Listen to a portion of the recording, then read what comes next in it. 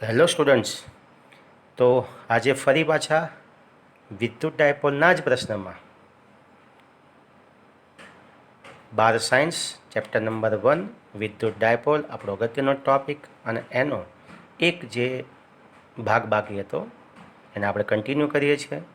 લાસ્ટના 2 લેક્ચરમાં આપણે વિદ્યુત ડાયપોલના અક્ષ પરના બિંદુ પાસેનું વિદ્યુત ક્ષેત્ર મેળવવાનું સૂત્ર મેળવેલું. આ લેક્ચરમાં આપણે જે એક અગત્યનો ટોપિક ડાયપોલ માટે બાકી છે એ આપણે પૂર્ણ કરીએ. તો તૈયાર, રેડી ને? જો કન્ફ્યુઝન ના કરતા, બહુ સરળતાથી સમજી શકાય એટલા માટે મેં બહુ જ નાના નાના વિડીયો અને એક એક પ્રશ્ન તમે બહુ શાંતિથી સમજી શકો એટલા માટે આપણે બહુ લાંબા વિડીયો ન બનાવતા બહુ નાના અને સમજી શકાય એવા એક એક પ્રશ્નના મેં વિડીયો બનાવ્યા છે, જેથી તમને કંટાળો પણ ના આવે. કારણ કે 1 કલાક સુધી એક જ જગ્યાએ મોબાઈલ લઈને બેસી રહેવું તમારા માટે અનુકૂળ નથી હોતું. એમાં પણ ફિઝિક્સમાં ખાસ કરીને આ તો કંઈ કોઈ રસપ્રદ પિક્ચર તો છે નહીં કે આપણે 2 કલાક મોબાઈલ લઈને બેસી રહીએ, બરાબર ને? આ તો ફિઝિક્સ માથે હથોડા વાગે એવું. ઓકે, તો તમને મુશ્કેલી અને કંટાળો ન આવે તો આગળ વધશું આમાં, રેડી ને? તો પ્રશ્ન તમારી સામે અહીંયા લખેલો જ છે મેં.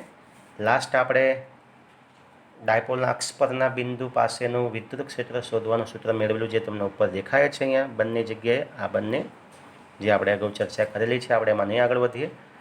આપણો પ્રશ્ન છે અહીંયા કે ડાયપોલની વિષુવરેખા પરના બિંદુનું ક્ષેત્રનું સૂત્ર મેળવવું. ક્યાં? ડાયપોલની વિષુવરેખા પરના બિંદુ પાસેનું ક્ષેત્રનું વિદ્યુત ક્ષેત્રનું સૂત્ર મેળવવું.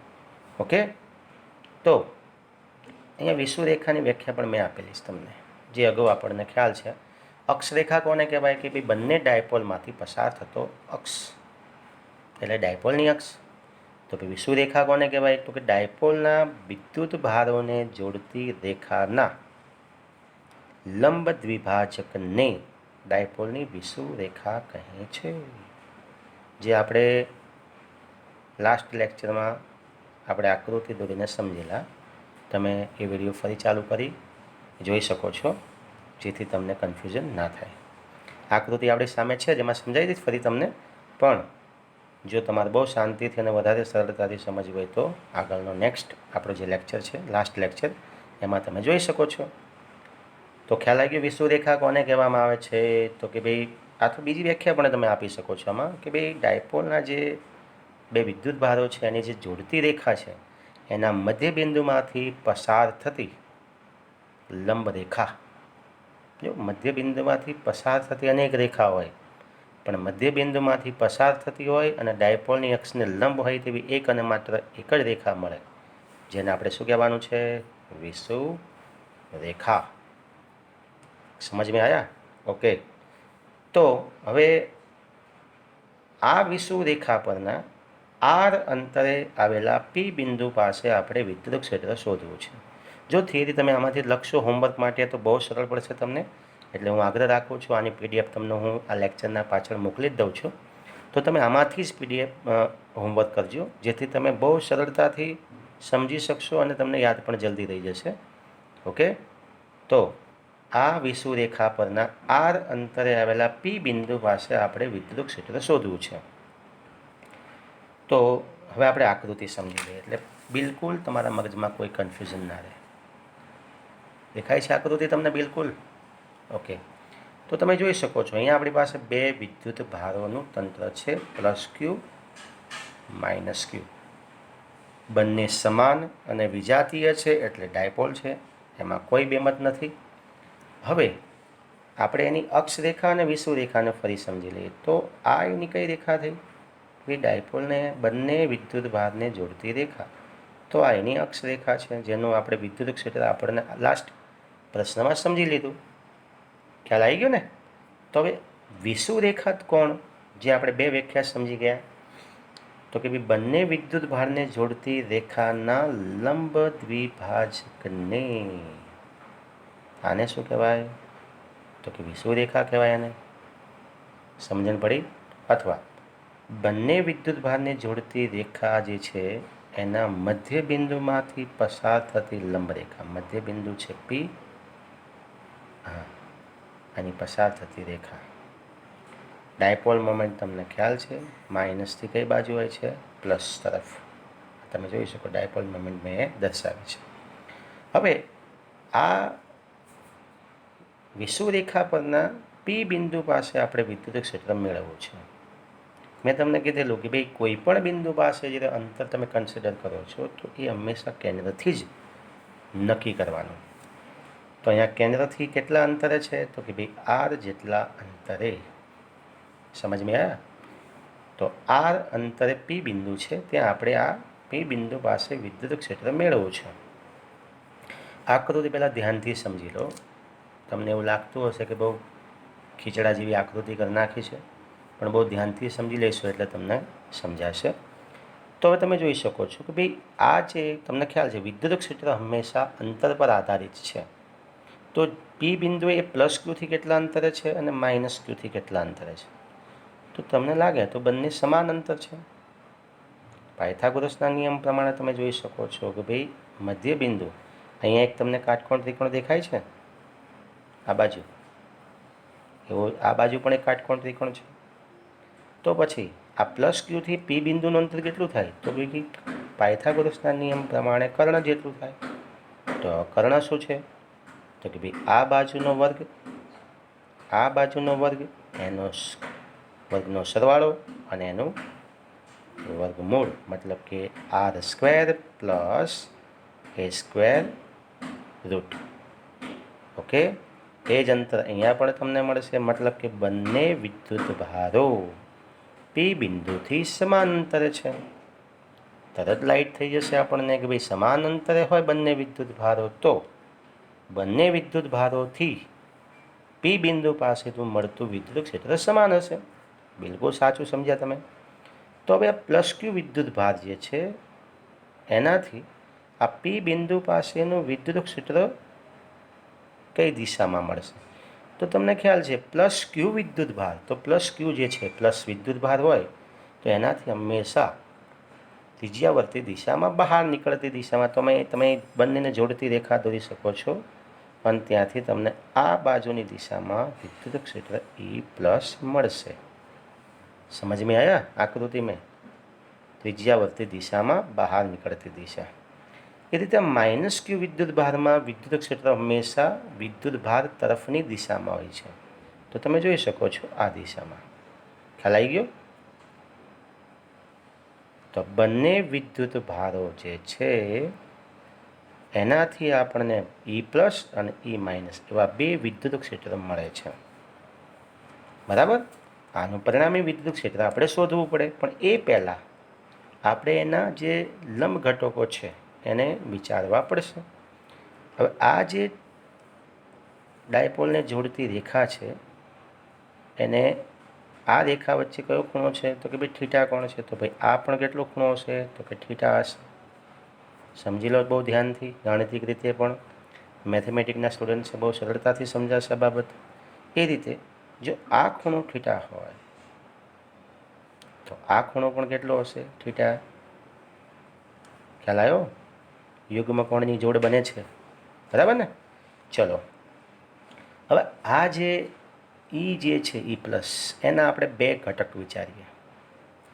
તો ઈ પ્લસનો થીટા સાથે ખૂણા સાથેનો ઘટક મેં તમને સમજાવેલું છે કે ભાઈ ખૂણા સાથેનો ઘટક ઈ પ્લસ કોસ થીટા અને એની સામેનો ઘટક તમને મળશે ઈ પ્લસ સાઇન થીટા. એ રીતે આ જે ઈ માઇનસ છે એનો આ ખૂણા સાથેનો ઘટક મેં લખ્યો છે ઈ માઇનસ કોસ થીટા અને આ બાજુ તમને મળશે ઈ માઇનસ સાઇન થીટા. ઘટકમાં કોઈ કન્ફ્યુઝન નથી ને? ઓકે. બીજું આ બંને જે છે ને એ તો સમાન છે. ઈ પ્લસ અને ઈ માઇનસ તમે ઈ લખી શકો છો. તો ઈ કોસ થીટા તો શું થાય? 2e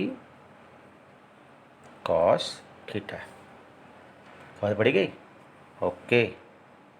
શું થશે? 2e cos theta.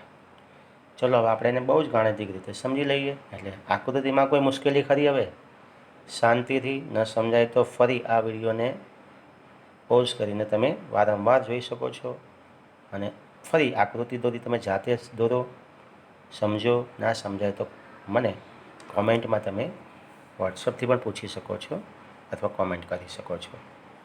ચલો, તો અહીંયા આપણે થિયરિકલ આગળ વધીએ. તો પ્લસ ક્યુથી અંતર કેટલું? તો તમે જોઈ શકો છો આકૃતિમાં. તમારી સામે આકૃતિ રાખો અને આ વિડીયો જો, બંને સાથે સમજતા જાઓ. વિડીયોને પોઝ કરો, આગળ વધારો. પ્લસ ક્યુથી અંતર કેટલું હતું? તો √r² પ્લસ a². અને આ જ અંતર કોના માટે છે? તો કે માઇનસ ક્યુથી પણ અંતર છે. બંને સમાન અંતર, એટલે બંનેનું અંતર કેવું હોય છે? સમાન હોય છે. તો હવે પ્લસ ક્યુને લીધે પી પાસેનું વિદ્યુત ક્ષેત્ર કેટલું? ગાણિતિક રીતે, જેનું આપણે સૂત્ર તમને બધાને યાદ છે, 1/4πε0 Q/r², અથવા KQ/r². આ સૂત્ર તમે એપ્લાય કરો. અહીંયા તમે બહુ જ સહેજે મૂંઝાશો નહીં, બહુ સરળતાથી. વિદ્યુત ક્ષેત્ર માટેનું જે સૂત્ર છે એ બિંદુવત વિદ્યુત ભારોના વિદ્યુત ક્ષેત્રનું સૂત્ર KQ/r², અથવા 1/4πε0 Q/r². એ જ અહીં આપણે એપ્લાય કર્યું છે. તો પ્લસ ક્યુને લીધે પી પાસેનું વિદ્યુત ક્ષેત્ર, ચલો, Q/4πε0 અંતર r² પ્લસ a². તમને અહીંનો સ્ક્વેર ક્યાં ગયો? તો તમે જોઈ શકો છો પ્લસ ક્યુ અને માઇનસ ક્યુનું અંતર કેટલું છે? √r² plus a². હવે આનો સ્ક્વેર તમે કરો છો તો રૂટ શું થાય છે? નીકળી જાય છે. સમજમાં આવ્યા? મતલબ કે ચલો આપણે આનો સ્ક્વેર કરી નાખીએ. પણ આખું પદ તો શેમાં હતું? આખું પદ એ તો રૂટમાં છે ને. આનો સ્ક્વેર કરો તમે તો બંને શું થાય? ઉડી જશે. ખ્યાલ આવી ગયો? એટલે ખાલી શું આવશે અહીંયા? r² plus a². આ રૂટ અને આ સ્ક્વેર બંને નીકળી જાય.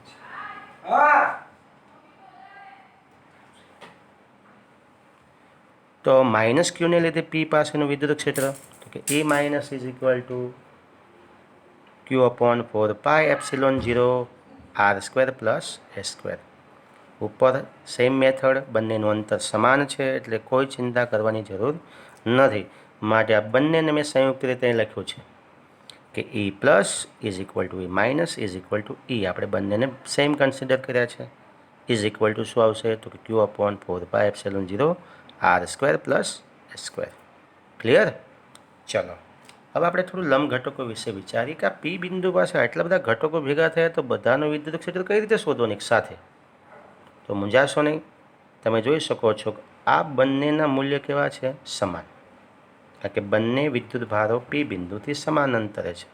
એટલે આ જે વિદ્યુત ક્ષેત્ર હશે એ સમાન છે અને બંનેના જે ઘટકો હશે એ પણ સમાન હશે. તો તમે જોઈ શકો છો આ જે E+ sin θ અને A- sin θ બંને જે છે ને એ સમાન મૂલ્યના છે અને પરસ્પર પાછા કેવા છે? એક જ રેખા પર વિરુદ્ધ દિશામાં છે. એટલે આ બંને એકબીજાની અસરને શું કરે છે? નાબૂદ કરે છે. સમજમાં આવ્યા?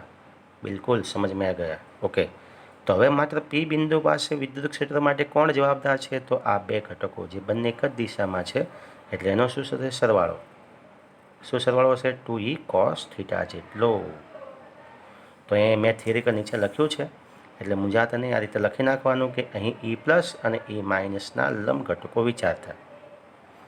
ડાયપોલની અક્ષને લંબ ઘટકો, ડાયપોલની જે અક્ષ જેવો યાદ રાખજો, આ અક્ષ છે એને આ લંબ ઘટકો કહું છું. ખ્યાલ આવ્યો? ડાયપોલની અક્ષને લંબ ઘટકો કયા? E+ sin θ -E- sin θ. બંનેની અસર શું થશે? નાબૂદ થશે. એટલે = અહીંયા શું થઈ જાય? 0. એટલે પી બિંદુ પાસે આ ઘટકો વિદ્યુત ક્ષેત્ર માટે જવાબદાર નથી. ઓકે, હવે ડાયપોલની અક્ષને સમાંતર ઘટક, અક્ષ તો તમને ખ્યાલ છે, આ અક્ષરેખા, બરાબર? આ અક્ષરેખા છે અને આ એના કયા ઘટકો થયા? સમાંતર ઘટકો. આ દિશામાં છે. ડાયપોલ મોમેન્ટને ઋણથી જે ધનની દિશા છે એને બિલકુલ વિરુદ્ધ દિશામાં. એટલે પી બિંદુ પાસેનું વિદ્યુત ક્ષેત્ર ડાયપોલ મોમેન્ટની વિરુદ્ધ દિશામાં હોય છે. પણ ક્યાં? વિષુવરેખા પર. ઓકે, ચલો, તો અહીં નીચે જોઈ શકો ડાયપોલની અક્ષને સમાંતર ઘટકો એ પ્લસ કોસ થીટા પ્લસ એ માઇનસ કોસ થીટાના નો શું થશે? સરવાળો થશે. ચલો પી બિંદુ પાસેનું કુલ ક્ષેત્ર આપણે શોધવું હોય તો E is equal to E plus cos theta plus E minus cos theta. Ready?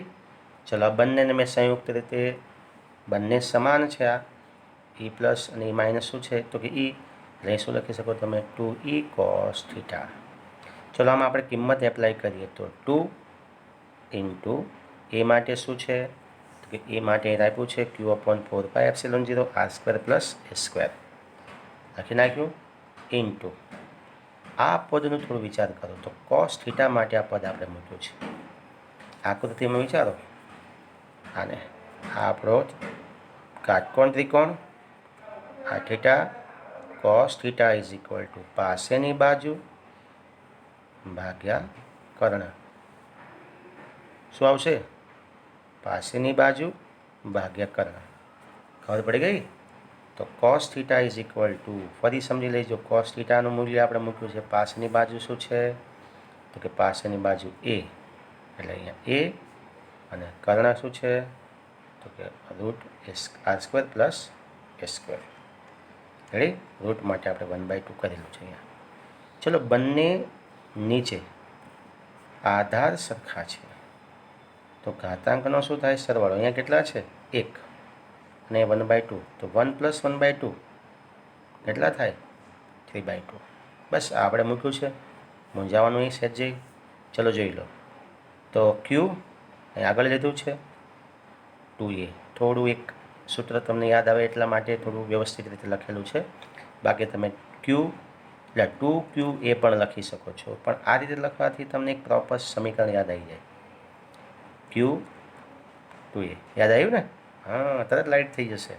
ચલો 1/ અહીંયા 4πε0 r² પ્લસ a², 1 પ્લસ 1/2 એટલે 3/2. ચલો આની જગ્યાએ તમે શું મૂકી શકો? હવે તરત લાઇટ થઈ જશે કે ભાઈ ડાયપોલ મોમેન્ટ બી તો E is equal to P/4πε0 r² plus a² 3/2. સમજ में आया ना? બહુ સરળ છે.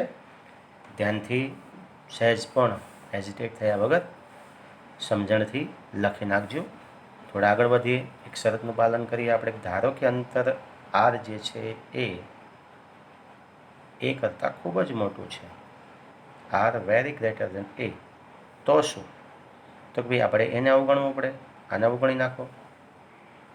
આને અવગણો તો શું થાય તો કે r² રેઝ ટુ 3/2. તો કે ભાઈ આ બંને ઉડી જશે તો શું રહેશે? Q.